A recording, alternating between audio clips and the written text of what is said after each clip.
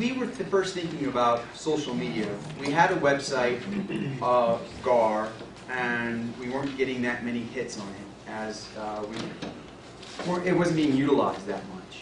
And we were averaging maybe 100 to 150 hits a day. And one thing that I wanted to do when I started, and I talked to Janice about, was it was twofold. One is position GAR as the resource for real estate news and information in the city of Albuquerque, and two, bring people to the website. So we started out 2 years ago, June 2 years ago, exactly.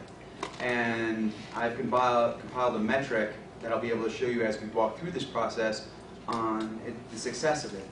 And the success has been pretty amazing.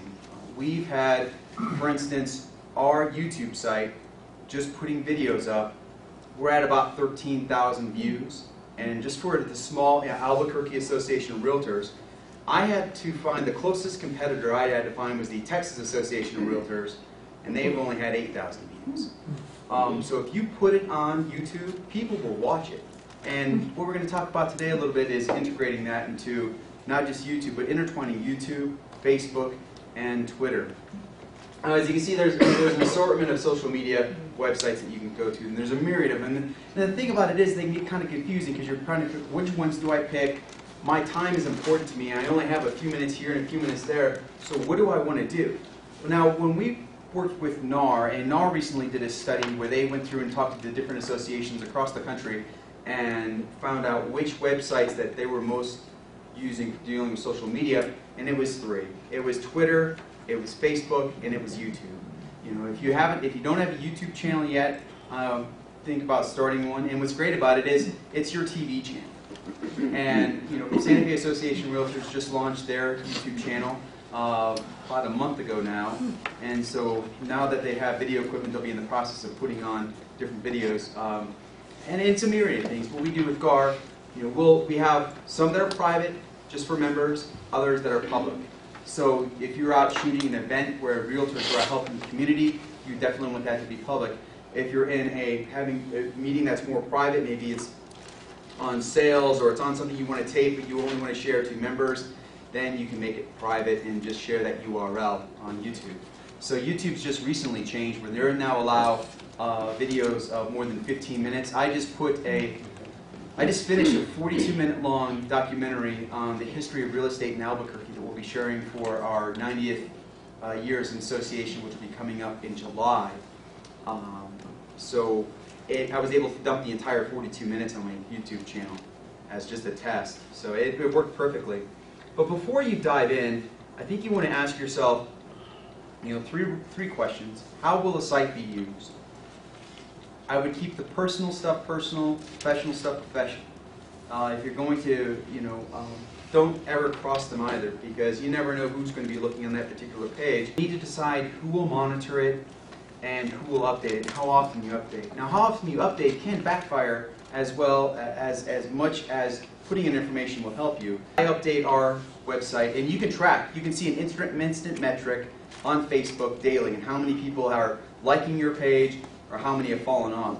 So don't be alarmed if you log on one day and you went from 100 people liking your page to 80, because they fluctuate. But what you'll find out is if you update once in the morning, say, and then update again in the evening, I generally do it twice a day, and I found that to be the best. If you dump too much information, people will just remove you. And it's as easy as a click, and then you're kind of lost. Now, what's great about Facebook, how many of you have Facebook pages, whether it be personally or professionally? What's great about it is that you're able to metric everything. How many people are looking at a particular article you posted? How many people watched a particular video that you posted? And what they found important about how often they share it. So you can almost see a trend in what they're looking for and what they're sharing. Then that can help you narrow your search on information and what you're providing them.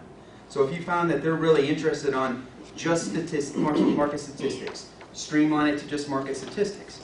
If you're just putting in links, say, from Reuters or from the New York Times or from any state newspaper, and they like that, then make sure you're focusing on that.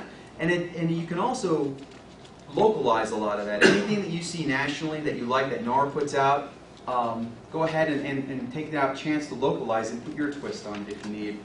And the other thing you might want to talk about is, do you need a social media policy?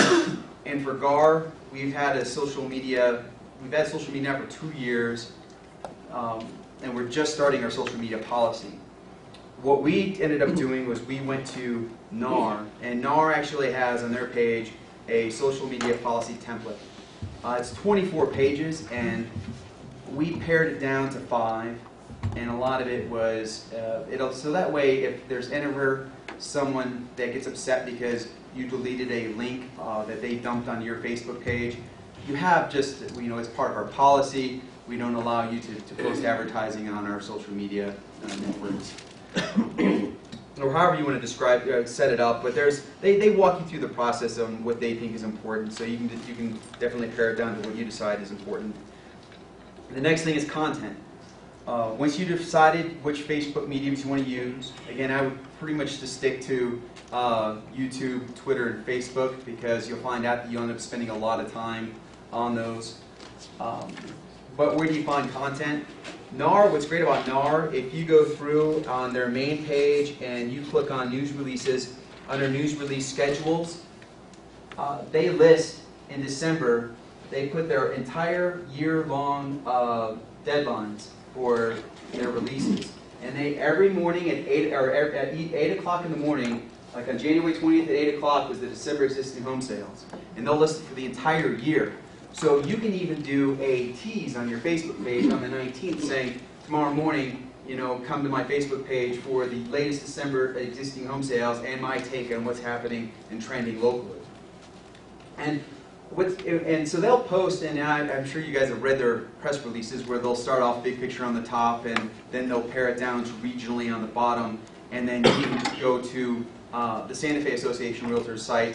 Because what's great about what they do with NAR is they're always generally 2 to 3 weeks, maybe even 4 weeks behind your association's press release, because they have to take all the numbers from every association or every MLS and put it together to come up with the national trends. So you could do whatever, when the Santa Fe Association puts out their press release, you can localize the information on your own, and then when NAR puts out theirs, you can just do it again. Another great place for content is the United States newspaper list.com. And what you'll find is they list every newspaper in the state, in every state, and they list every TV station and every radio station. What's great about this site is that it's a great place to make contacts. If you want to position yourself to be a news, they say a news contact. Remember when I was in DC as a consumer producer, I would have people call me from real estate, from markets, from whatever it was, to say, hey, just so you know, I have 15 years in the business in real estate, and if you're looking for somebody to give a take, just give me a call. In fact, are you on Facebook? I'll friend you.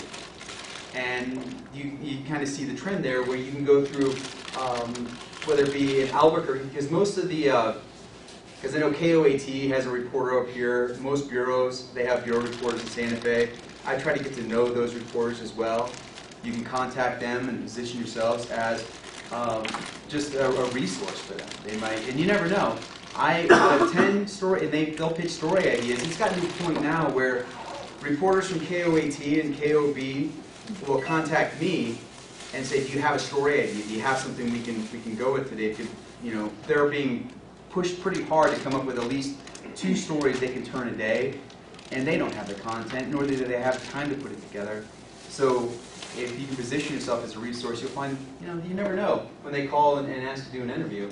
And that's one thing I've done with GAR. I've gone through all the state newspapers, and I've just found their names, and I did a search on Facebook, and I friended them. So when I put out information, they then get it. So we get more media hits that way.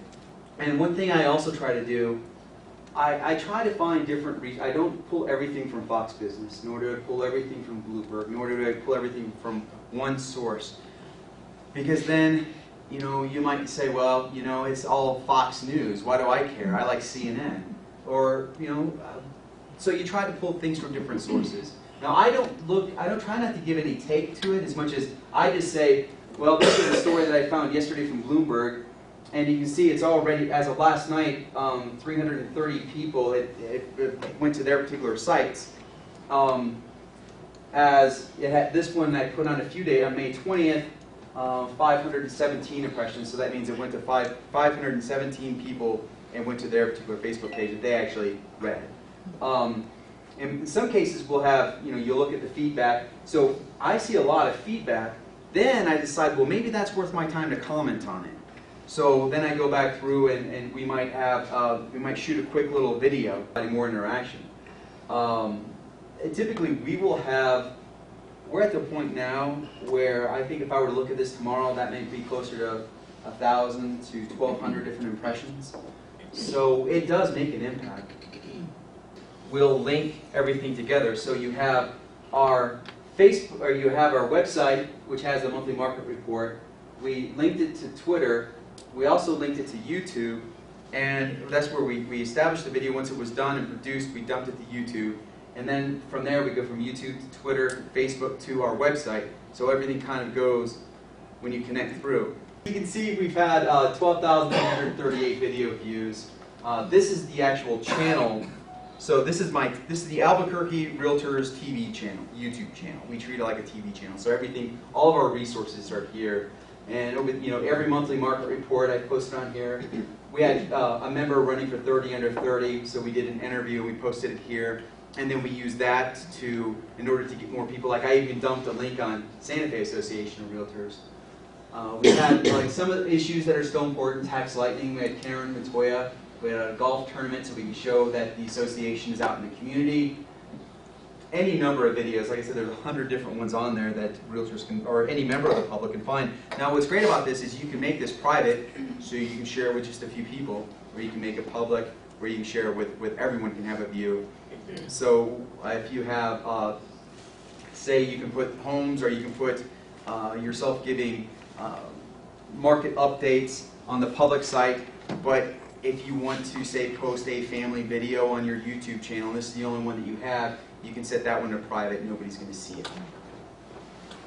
One thing I did was, as a comparison, and just to show our members, was if you produce it, are people really going to watch? Are they going to, is your time worth it? And so I took Tucson, Oklahoma City, Pikes Peak, and El Paso as a comparison to associations of similar size to Albuquerque.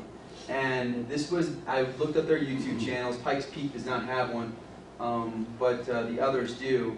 And based on I think Tucson probably has about 25 videos on their site, and we have 103, but we've had 12,000 people watch what we put on there. So if you post it on there, people are going to take the time to watch, and people I think are more apt to watch a 2-minute video than read some text that you've taken the time to type.